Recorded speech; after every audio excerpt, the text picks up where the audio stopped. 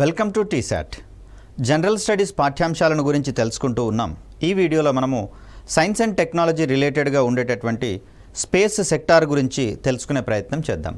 ముఖ్యంగా అంతరిక్షం అంటే ఏంటి, ఏ ఎత్తు నుంచి అంతరిక్షం అనేది మనకు ఔటర్ స్పేస్ మరియు ఇన్నర్ స్పేస్గా డివైడ్ చేయడం అనేది జరుగుతుంది. అదేవిధంగా వివిధ లేయర్లుగా వాతావరణ పొరలు వర్గీకరించబడినటువంటి సందర్భంలో మరి వాటి యొక్క క్యారెక్టరిస్టిక్స్ ఏంటి, వీటికి సంబంధించినటువంటి అంశాలు తెలుసుకునేటటువంటి ప్రయత్నం చేద్దాం. ముఖ్యంగా అంతరిక్షం అనేటటువంటి దాన్ని డిఫైన్ చేసేటటువంటి క్రమంలో మనకు థియోడర్ వాన్ కార్మన్ అనేటటువంటి వ్యక్తి కనిపిస్తారు. ఇతను హంగేరీకి చెందినటువంటి వ్యక్తిగా కనిపిస్తున్నాడు. అఫ్కోర్స్ హంగేరీ అమెరికన్ వ్యక్తిగా మనకు కనిపిస్తాడు. తను ఒక గణిత శాస్త్రవేత్తగా, అదేవిధంగా ఏరోస్పేస్కి సంబంధించినటువంటి ఇంజనీర్గా, అదేవిధంగా ఆస్ట్రానమీకి సంబంధించినటువంటి అంశాలలో ప్రావీణ్యం ఉన్నటువంటి వ్యక్తిగా మనకు కనిపిస్తూ ఉంటాడు. తను థర్మోడైనమిక్స్ రిలేటెడ్ ఇష్యూల మీద చాలా వరకు ప్రయోగాలు చేయడం అనేది జరిగింది. మరి దీంట్లో భాగంగా తను సూపర్సోనిక్ మరియు హైపర్సోనిక్ వేగాలతో ప్రయాణించేటటువంటి విమానాల యొక్క జెట్ విమానాల యొక్క ప్రయాణ పథాన్ని గురించి తను పరిశోధనలు చేయడం అనేది జరిగింది. మరి ఈ సందర్భంగా విమానాలు సేఫ్గా ప్రయాణించేటటువంటి సందర్భంలో ఏ ఎత్తుల వద్ద అది సాకారం అవుతుందో కనుక్కునేటటువంటి క్రమంలో తను చేసినటువంటి పరిశోధనల వల్ల మనకు ఈ కార్మన్ లైన్ అనేటటువంటిది వెలుగులోకి రావడం అనేది జరిగింది. ముఖ్యంగా చూస్తే మనకు వాతావరణం యొక్క పొరలను కనుక గమనిస్తే ఇక్కడ మనకు కనిపిస్తూ ఉంది ట్రోపోస్పియర్ అని. ఇది భూ ఉపరితలం నుంచి 12 కిలోమీటర్ల ఎత్తు వరకు ఆన్ అండ్ యావరేజ్గా ఉంటున్నట్లుగా మనకు తెలుస్తూ ఉంది. దీని ఎగువన స్ట్రాటోస్పియర్ అనేటటువంటిది 12 నుంచి 50 కిలోమీటర్ల ఎత్తు వరకు మనకు కనిపిస్తూ ఉంది. పైన మీసోస్పియర్ 50 నుంచి 80 కిలోమీటర్ల ఎత్తు వరకు, థర్మోస్పియర్ 80 నుంచి 700 కిలోమీటర్ల ఎత్తు వరకు, ఎక్సోస్పియర్ అనేది మనకు 700 కిలోమీటర్ల ఎగువన కనిపిస్తూ ఉంది. సుమారుగా 1000 కిలోమీటర్ల ఎత్తు వరకు మనకు ఎక్సోస్పియర్ అనేది కనిపిస్తూ ఉంది. మరి ఈ సందర్భంలో ఒకసారి జాగ్రత్తగా గమనిస్తే ట్రోపోస్పియర్లో భూమి యొక్క ఉపరితలం నుంచి ఎగువకు ప్రయాణించేటటువంటి సందర్భంలో ఉష్ణోగ్రత అనేది తగ్గుతూ ఉంటుంది. మరి దీన్నే మనము ఉష్ణోగ్రత విలోమనం అనేటటువంటి ప్రక్రియగా చెప్తాము. సో ఇక్కడ 15 డిగ్రీల సెంటీగ్రేడ్ నుంచి మనకు -56.5 డిగ్రీ సెంటీగ్రేడ్ వరకు టెంపరేచర్ తగ్గుతున్నట్లుగా మనం చూస్తూ ఉన్నాం. ఇక స్ట్రాటోస్పియర్ విషయానికి వచ్చేసరికల్లా ఇక్కడ -56.5 డిగ్రీ సెంటీగ్రేడ్ నుంచి -2.5 డిగ్రీ సెంటీగ్రేడ్కి పెరుగుతున్నట్లుగా మనకు కనిపిస్తూ ఉంది. తిరిగి ఉష్ణోగ్రత విలోమనం అనేది మీసోస్పియర్లో మనకు కనిపిస్తూ ఉంది. ఇక దీని తర్వాత థర్మోస్పియర్ మరియు ఎక్సోస్పియర్లకు సంబంధించి కనుక చూస్తే ఇక్కడ టెంపరేచర్ పెరుగుతున్నటువంటి క్రమాన్ని మనం చూస్తాం.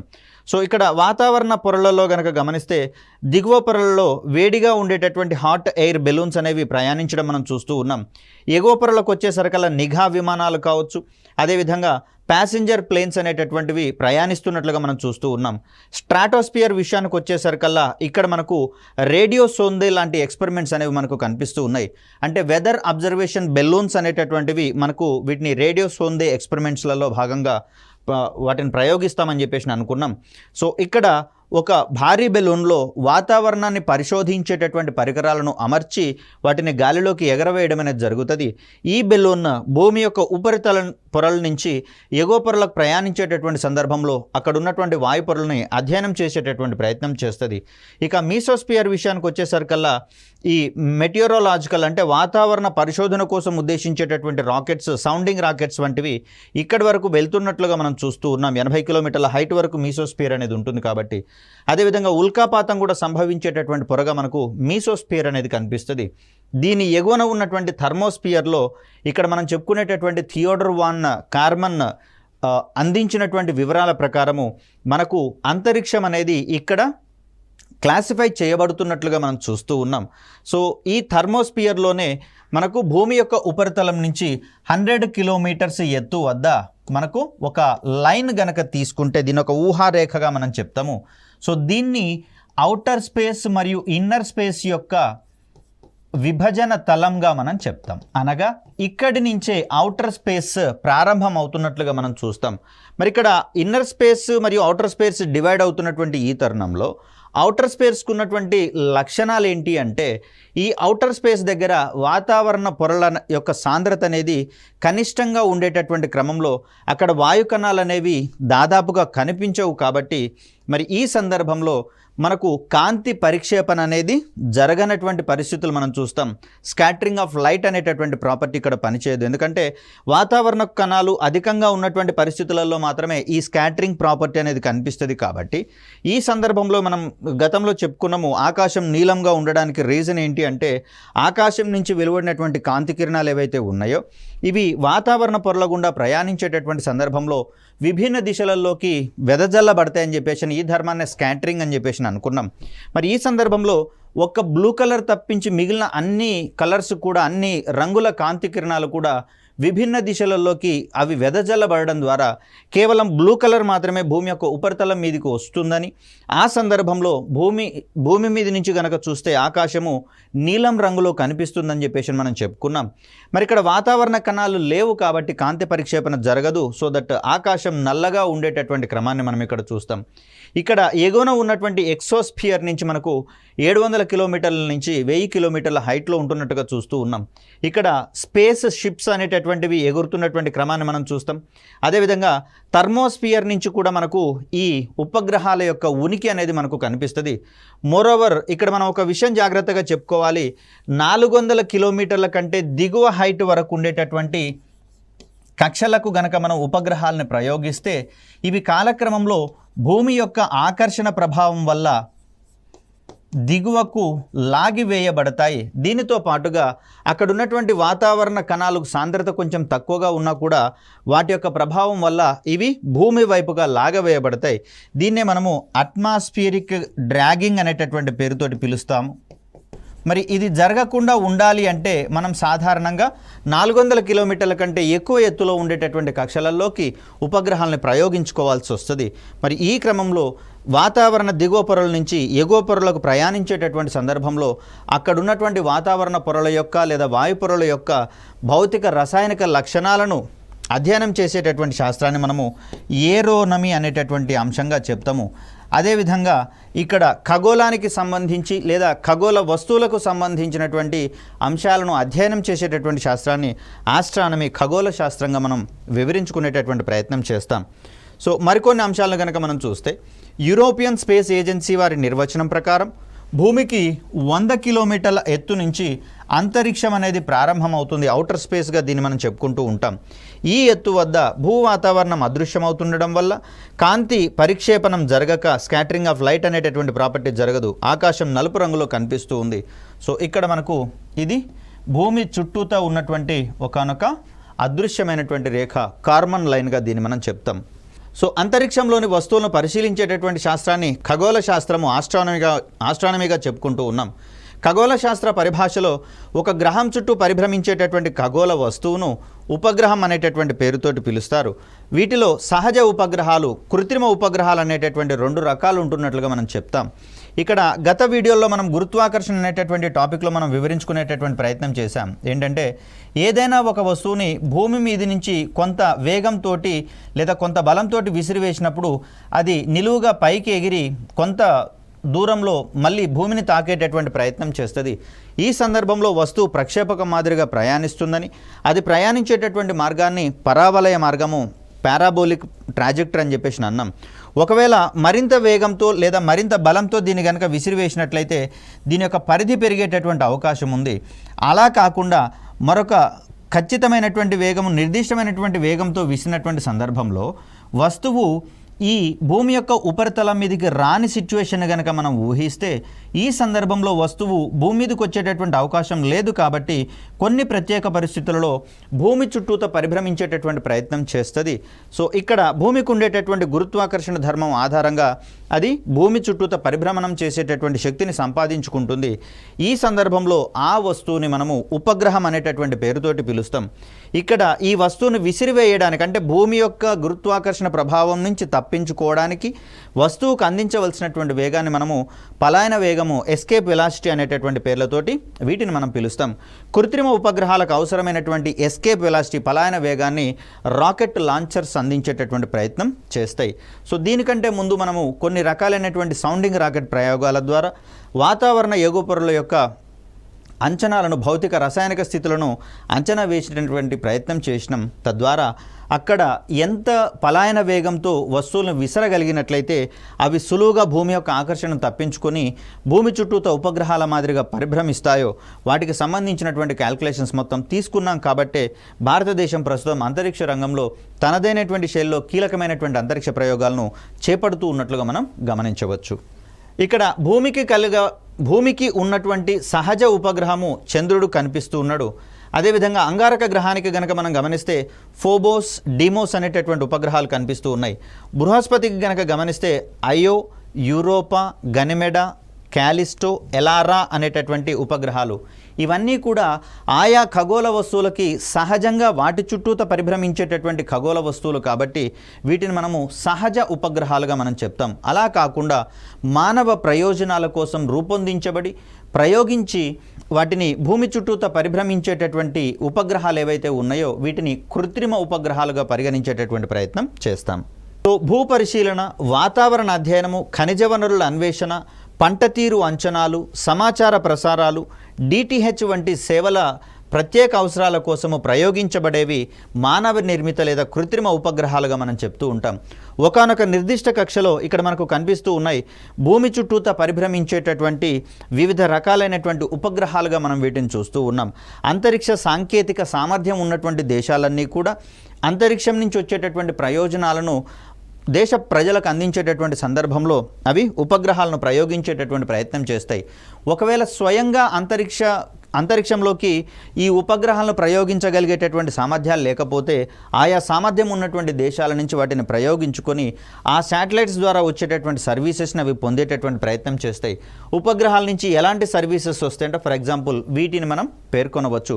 క్రింది వానిలో ఉపగ్రహం యొక్క సర్వీస్ కానిదేదని కానీ లేదా ఒక నిర్దిష్టమైనటువంటి ఉపగ్రహం యొక్క సర్వీస్ను గుర్తించండి అనేటటువంటి కోణంలో మనం క్వశ్చన్స్ని ఎక్స్పెక్ట్ చేసేటటువంటి అవకాశం ఉంది. వాటన్నింటినీ మరింత డీటెయిల్డ్గా ముందు తెలుసుకునేటటువంటి ప్రయత్నం చేద్దాం. ఇక్కడ ప్రపంచంలో గనక గమనిస్తే మొట్టమొదటి ఉపగ్రహాలను ప్రయోగించినటువంటి ఆయా దేశాల యొక్క మొదటి ఉపగ్రహాలను గనక గమనిస్తే ఇక్కడ రష్యా అనేది స్పుత్నిక్ అనేటటువంటి ఉపగ్రహాన్ని ప్రయోగించింది. దీని యొక్క ప్రత్యేకత ఏంటంటే ప్రపంచంలోనే మొట్టమొదటి కృత్రిమ ఉపగ్రహంగా ఇది పేరు గడించడం అనేది జరిగింది. ఇక అమెరికాకు సంబంధించినటువంటి కృత్రిమ ఉపగ్రహం యొక్క పేరు ఎక్స్ప్లోరర్గా మనకు కనిపిస్తూ ఉంది. చైనాకు సంబంధించి చూస్తే డాంగ్ ఫాంగ్ హాంగ్ అనేటటువంటిది చైనా వారి మొదటి కృత్రిమ ఉపగ్రహంగా మనం చెప్తాం. భారత్ విషయానికి వస్తే ఆర్యభట్ట అనేటటువంటి పేరుతోటి మొదటి ఉపగ్రహాన్ని ప్రయోగించుకోవడం జరిగింది. బంగ్లాదేశ్ విషయానికి వస్తే బంగబంధు అనేటటువంటి పేరుతోటి, పాకిస్తాన్ భద్రా-1 అనేటటువంటి పేరుతోటి ఆయా అవసరాల కోసము మొదటి ఉపగ్రహాలను ప్రయోగించడం జరిగింది. మోరోవర్ ఇక్కడ మనం జాగ్రత్తగా గమనించాల్సింది ఏంటి అంటే స్పుత్నిక్ నుంచి ఎన్ని రకాల ప్రయోజనాలు పొందుతారు అంటే ఇక్కడ వాస్తవానికి వీటి నుంచి సర్వీసెస్ను పొందేటటువంటి మోటోతోటి కాకుండా ఈ ఉపగ్రహాలను తయారు చేయగలిగేటటువంటి సామర్థ్యము, ఉపగ్రహాలను ప్రయోగించగలిగేటటువంటి సామర్థ్యము, అక్కడి నుంచి మనం సర్వీసెస్ పొందేటటువంటి క్రమంలో మన దగ్గర ఉన్నటువంటి గ్రౌండ్ స్టేషన్ టెక్నికల్ క్యాపబిలిటీ అనేది సరిపోతుందా లేదా అనేటటువంటి ఒక టెక్నాలజీ డెమాన్స్ట్రేషన్ ప్రాజెక్ట్స్గా వీటిని ప్రారంభించడం అనేది జరిగింది. కాబట్టి వీటి యొక్క జీవితకాలం కూడా స్వల్పంగా ఉంటుంది. వీటి నుంచి సర్వీసెస్ పొందడం కంటే సిగ్నల్స్ అనేవి గ్రౌండ్ స్టేషన్స్కి రీచ్ అవుతున్నాయా లేదా కనుక్కునేటటువంటి కోణంలో వీటిని ప్రయోగించడం జరిగింది. తర్వాత కాలంలో చేపట్టినటువంటి ఉపగ్రహ ప్రయోగాలన్నీ కూడా ఖచ్చితంగా నిర్దిష్టమైనటువంటి సేవలు పొందేటటువంటి కోణంలోనే వాటిని ప్రయోగించడం జరిగింది. ఇక ఇక్కడ మనం ఈ ఉపగ్రహాలు ప్రయోగించేటటువంటి సందర్భంలో ఉపగ్రహాలు ఏ మార్గం వెంబడి భూమి చుట్టూతో పరిభ్రమించేటటువంటి ప్రయత్నం చేస్తాయో ఆ మార్గాలను, ఊహాజనిత మార్గాలని, వాటినే మనము కక్షలుగా పేర్కొనేటటువంటి ప్రయత్నం చేస్తాం. సహజ ఉపగ్రహాలు కావచ్చు, కృత్రిమ ఉపగ్రహాలు కావచ్చు, గ్రహాల చుట్టూ తిరిగేటటువంటి నిర్ణీతమైనటువంటి వక్ర మార్గాలనే మనం కక్షలుగా పేర్కొంటాం. ఇక్కడ మనకు కనిపిస్తూ ఉన్నాయి కంటికి, కానీ వాస్తవానికి ఇవి సహజంగా కనపడేటటువంటి రేఖలు కావు, కేవలం ఊహా రేఖలుగా మాత్రమే పరిగణిస్తూ ఉంటాం. ఇక్కడ కక్షల విషయానికి వచ్చేసరికల్లా మనకు 2 రకాలైనటువంటి క్రైటీరియాస్ ఉంటాయి. ఏంటంటే ధ్రువాల మీదుగా ప్రయాణించే కక్షలు ఒక రకాలు కాగా, మరికొన్ని భూమధ్య రేఖకు ఎగువన ఉండేటటువంటి కక్షలుగా మనం చెప్తాం. సో ఇక్కడ మనం జాగ్రత్తగా గమనిస్తే ఇది భూమి యొక్క అక్షంగా మనం పరిగణిస్తున్నటువంటి తరుణంలో, సో ఇక్కడ మనకు భూమి యొక్క అక్షంగా పరిగణిస్తున్నటువంటి తరుణంలో ఈ భూమి యొక్క ఉత్తర దక్షిణ ధ్రువాలను కలిపేటటువంటి ఈ రేఖకు కాస్త కూస్త ఇటుగా ఉండేటటువంటి ఈ కక్షలు ఏవైతే ఉన్నాయో వీటిని ధ్రువ కక్షలు అని పరిగణించేటటువంటి ప్రయత్నం చేస్తారు. సో ధ్రువ కక్షలు అంటే అవి నేరుగా ఉత్తర ధ్రువం మీదుగా దక్షిణ ధ్రువం మీదుగా వెళ్ళాల్సినటువంటి అవసరం లేదు. కొంత ఇంక్లినేషన్ అంటే కొంత వాలుగా ఒక 20-30 డిగ్రీలు అటు కావచ్చు లేదా ఇటు కావచ్చు, ఎలా అయినా సరే ధ్రువాలకు అటు ఇటుగా కానీ ధ్రువాల మీదుగా కానీ ప్రయాణించేటటువంటి కక్షలు మనము ధ్రువ కక్షలుగా మనం చెప్తూ ఉన్నాం. ఇక్కడ ధ్రువ కక్షలలో మరొక రకమైనటువంటి కక్షగా మనకు సూర్యానువర్తన ధ్రువ కక్ష అనేది మనకు కనిపిస్తుంది. సన్ సింక్రనస్ పోలార్ ఆర్బిట్గా దీన్ని మనం పేర్కొంటాం. ఇక భూమధ్య రేఖకు ఎగువన ఉన్నటువంటి కక్షలను కనుక మనం పరిగణిస్తే ఇక్కడ భూమికి వెరీ నియర్గా భూమి చుట్టూత పరిభ్రమించేటటువంటి కోణంలో మనకు లో ఎర్త్ ఆర్బిట్ అనేది మనకు ఒకటి కనిపిస్తూ ఉంది. దీన్నే మనము భూ నిమ్న కక్షగా పేర్కొంటాం. భూ నిమ్న కక్షగా దీన్ని మనం పేర్కొంటాం. ఇక్కడ లో ఎర్త్ ఆర్బిట్గా దీన్ని మనం చెప్తాం. కాబట్టి దీన్ని ఇన్ షార్ట్ LEO అనేటటువంటి పేరుతోటి మనం పేర్కొనేటటువంటి ప్రయత్నం చేస్తాం. సో ఇది సుమారుగా 1.5 గంటల సమయంలో భూమిని చుట్టూ పూర్తిగా పరిభ్రమణం చేసి వచ్చేటటువంటి ప్రయత్నం చేస్తుంది. మోరోవర్ ఆన్ అండ్ యావరేజ్ 90 నుంచి 120 నిమిషాల వ్యవధిలో ఈ LEOలో లో ఎర్త్ ఆర్బిట్లోకి ప్రయోగించినటువంటి ఉపగ్రహాలు ఏవైతే ఉన్నాయో అవి పూర్తిగా భూమిని చుట్టూ వచ్చేటటువంటి ప్రయత్నం చేస్తాయి. ఇక మనకు కనిపిస్తున్నటువంటి ఈ మరొక కక్షగా ఇక్కడ మనకు కనిపిస్తూ ఉంది. దీన్ని మనము మీడియం ఎర్త్ ఆర్బిట్గా పేర్కొనేటటువంటి ప్రయత్నం చేస్తాం. మధ్యస్థ భూకక్షలు అనేటటువంటి పేరుగా దీన్ని చెప్తాం. మధ్యస్థ భూకక్షలు లేదా మీడియం ఎర్త్ ఆర్బిట్గా దీన్ని పేర్కొనేటటువంటి ప్రయత్నం చేస్తాము. సో ఇవి కనుక గమనిస్తే 120 నిమిషాల కంటే ఎక్కువ సమయంలో ఇది భూమిని ఒకసారి పూర్తిగా చుట్టి వచ్చేటటువంటి ప్రయత్నం చేస్తాయి. ఇక్కడ లో ఎర్త్ ఆర్బిట్ విషయానికి వచ్చేసరికల్లా అమెరికా, అదేవిధంగా రష్యా, కెనడా మరియు చైనా లాంటి దేశాలు సంయుక్తంగా రూపొందించి ప్రయోగించుకున్నటువంటి ఇంటర్నేషనల్ స్పేస్ స్టేషన్ అనేది మనకు LEOలో ఉన్నట్లుగా కనిపిస్తూ ఉంది.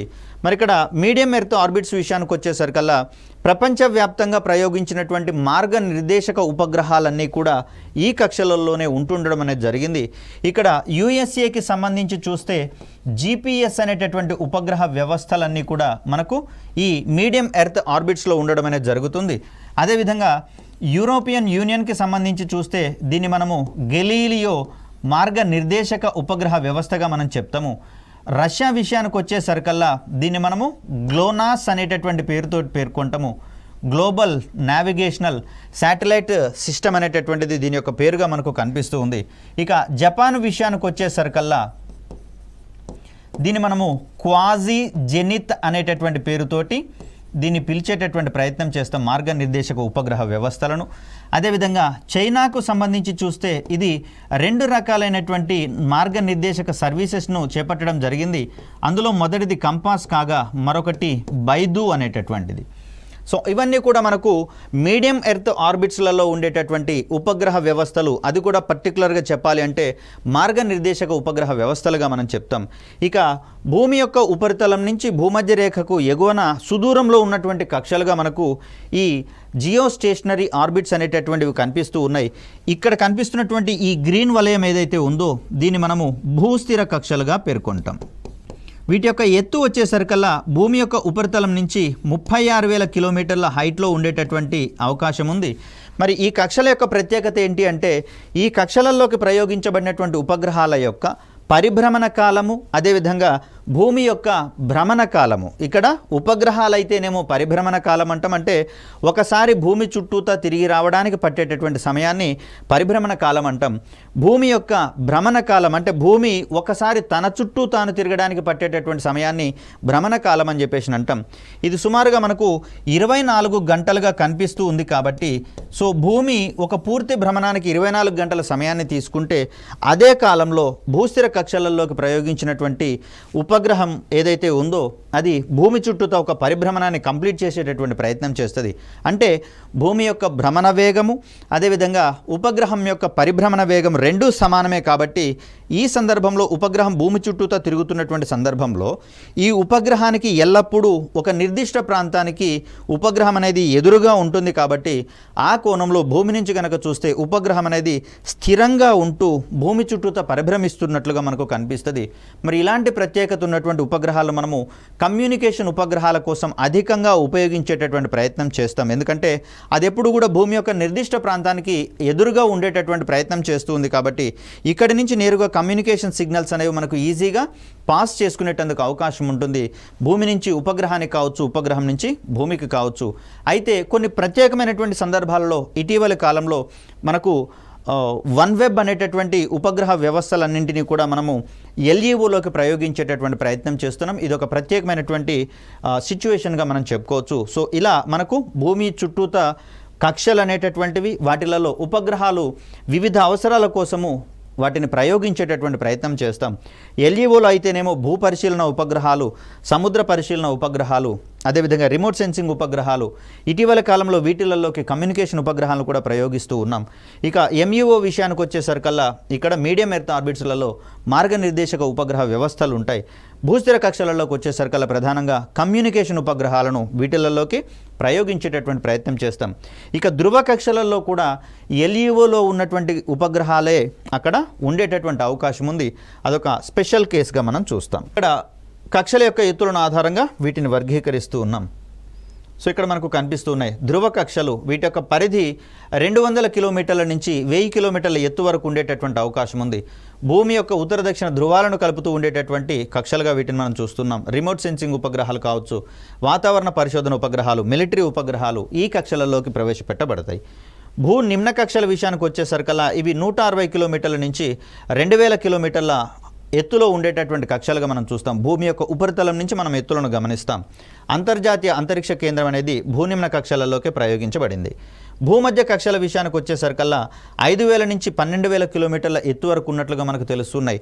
కొన్ని రిఫరెన్సెస్లలో అయితే 2000 కిలోమీటర్ల నుంచి మనకు 36,000 కిలోమీటర్ల హైట్ వరకు కూడా వీటి యొక్క విస్తృతి ఉన్నట్లుగా మనం గమనిస్తూ ఉన్నాం. సో రెండు క్యాల్కులేషన్స్ ఎలా వచ్చినా కూడా మనం జాగ్రత్తగా దాన్ని ఆన్సర్గా చూసుకోవాల్సి వస్తుంది. రెండు మాత్రం వచ్చే అవకాశం లేదు, ఏదో ఒకటి మాత్రమే వచ్చే అవకాశం ఉంది. సో ఈ కక్షలలో ఉండేటటువంటి ఉపగ్రహాల యొక్క ఆవర్తన కాలం మనకు 3 నుంచి 6 గంటలుగా మనకు కనిపిస్తూ ఉంది.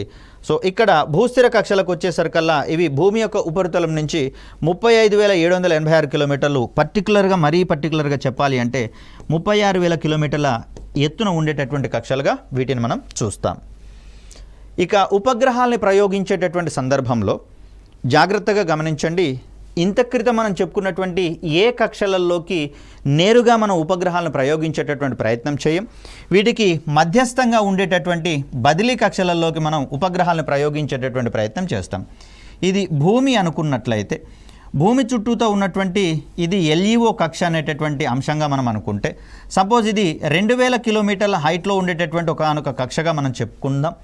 సో దీనికి మనము ఉపగ్రహాన్ని ప్రయోగించాలి అంటే నేరుగా 2000 కిలోమీటర్ల హైట్ వరకు ప్రయోగించాలి అంటే అధిక ఇంధనం అనేది అవసరం అవుతుంది. మరి ఇంధనం అధికం అవుతున్నటువంటి కొద్దీ ప్రయోగానికి అయ్యేటటువంటి ఖర్చు కూడా పెరిగేటటువంటి అవకాశం ఉంది. కాబట్టి ఈ సందర్భంలో మధ్య మార్గంగా ఏం చేస్తాము అంటే ఇక్కడ ఒక హైయెస్ట్ దూరము మరియు భూమికి దగ్గరగా ఉన్నటువంటి ఒకనొక దీర్ఘవృత్తాకార కక్షను ఈ విధంగా సెలెక్ట్ చేసుకోవడం అనేది జరుగుతుంది. సో ఇక్కడ భూమి నుంచి గరిష్టంగా ఉన్నటువంటి ఈ దూరాన్ని అపోగి అనేటటువంటి పేరుతోటి పిలుస్తారు. మరియు భూమికి దగ్గరగా ఉన్నటువంటి ఈ దూరం ఏదైతే ఉందో దీన్ని పెరిగి అనేటటువంటి పేరుతో పిలుస్తారు. సో తక్కువ పెరిగి అధిక అపోగి ఉన్నటువంటి ఒకనొక కక్షను ఎన్నుకొని మొదటగా ఈ కక్షలోకి సుమారుగా 120 కిలోమీటర్ల హైట్లో ఈ ఉపగ్రహాన్ని వదిలేసేటటువంటి ప్రయత్నం చేస్తారు. సో వాస్తవానికి ఉండాల్సినటువంటి కక్ష ఇది కాగా దీన్ని కేవలం భూమి నుంచి 120 కిలోమీటర్ల ఎత్తులో ఉండేటటువంటి దీర్ఘవృత్తాకార కక్షలలోకి వదిలిపెట్టినప్పుడు ఇది ఈ కక్ష వెంబడి పరిభ్రమించేటటువంటి సందర్భంలో ఇక్కడ ఒకే పరిభ్రమణంలో లేదా హాఫ్ రివల్యూషన్లో ఇది దాని యొక్క నిర్దిష్ట కక్షను చేరుకోవడం అనేది జరుగుతుంది. కొన్ని సందర్భాల్లో ఏం చేస్తారంటే ఈ కక్షలను క్రమక్రమంగా పెంచేటటువంటి ప్రయత్నం చేస్తారు. ఈ కార్యక్రమాలు మనం కక్షా పెంపు చర్య కార్యక్రమాలు అంటాం. అలా భూమి చుట్టూత పరిభ్రమించేటటువంటి సందర్భంలో భూమి యొక్క ఆకర్షణ బలాన్ని ఇది ఇంధనంగా ఉపయోగించుకుంటూ కక్ష యొక్క ఎత్తును క్రమక్రమంగా పెంచుకుంటూ అది ఏ నిర్దేశిత కక్షలోకి ప్రయోగించాలో వాటిలలోకి మళ్లించబడుతుందనేటటువంటి అంశాన్ని గమనించాలి. సో ఈ విధంగా మనం మధ్య మార్గంగా ఉపయోగించేటటువంటి కక్షలను బదిలీ కక్షలు, ట్రాన్స్ఫర్ ఆర్బిట్స్ అని చెప్తాం. సో ఇక్కడ మనం చూస్తున్నటువంటి ప్రతి ఒక్క లాంచ్ వెహికల్ కూడా ఉపగ్రహాలను సదరు బదిలీ కక్షలలోకి ప్రయోగించేటటువంటి ప్రయత్నం చేస్తుంది. మోస్ట్ ప్రాబబ్లీ మనకు 120 కిలోమీటర్ల నుంచి 280 కిలోమీటర్ల ఎత్తు వరకు ఉండేటటువంటి ఈ బదిలీ కక్షలలోకి ఉపగ్రహాలను ప్రయోగించేటటువంటి ప్రయత్నం చేస్తాం. మరి భారతదేశం రూపొందించుకున్నటువంటి ఈ లాంచింగ్ వెహికల్స్కి సంబంధించి చూస్తే మొట్టమొదటి లాంచింగ్ వెహికల్గా మనము SLV-3 గురించి మాట్లాడుకుంటున్నాం. ఇది 17 టన్నుల బరువున్నటువంటి వాహక నౌకగా మనకు కనిపిస్తూ ఉంది. ఇది 4 దశలలో ప్రయాణించేటటువంటి వాహక నౌకగా మనం చూస్తూ ఉన్నాం. ఇక్కడ ఇది 22.7 మీటర్ల హైట్ ఉన్నటువంటి వాహక నౌకగా కనిపిస్తుంది. ఇది కేవలం 40 కిలోల బరువు ఉన్నటువంటి ఉపగ్రహాలను 600 కిలోమీటర్ల ఎత్తులో ఉండేటటువంటి మనకు కక్షలోకి ప్రయోగించేటటువంటి ప్రయత్నం చేస్తుంది. ఇక నెక్స్ట్ కనిపిస్తున్నటువంటిది మనకు ASLV వాహక నౌక. ఇది 39 టన్నుల బరువు అనేది మనం చూస్తూ ఉన్నాం. హైట్ విషయానికి వచ్చేసరికల్లా 23.5 మీటర్ల హైట్ అనేది ఇక్కడ మనకు కనిపిస్తుంది. మొట్టమొదటిసారిగా స్ట్రాపాన్ మోటార్లను కలిగి ఉన్నటువంటి వాహక నౌకగా ASLV అనేది కనిపిస్తుంది. ఇది SLV కంటే 3 రెట్ల అధిక సామర్థ్యాన్ని ప్రదర్శిస్తూ ఉంది. 150 కిలోల బరువైనటువంటి పేలోడ్స్ని ఇది 600 కిలోమీటర్ల ఎత్తున్నటువంటి కక్షలలోకి పరిభ్రమించేటటువంటి ప్రయత్నం చేస్తుంది. ఇక PSLV విషయానికి వచ్చేసరికల్లా దీంట్లో 5 వేరియంట్స్ ఉన్నాయి, 5 రకాలు ఉన్నాయి. ఈ 5 రకాలన్నీ కూడా 44 మీటర్ల హైట్ ఉండేటటువంటి అవకాశం ఉంది.